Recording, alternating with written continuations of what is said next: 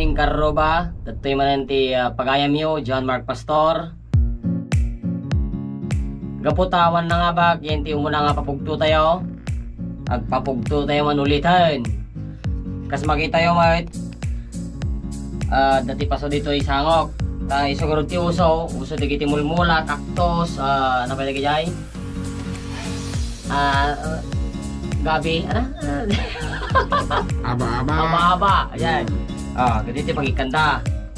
Tata, tansyan nyo, numanuti natakuban nga paso.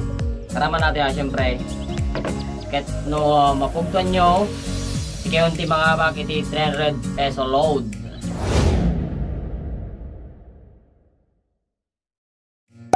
Ken dapat syempre, nakasubscribe kayo yung ti channel ko.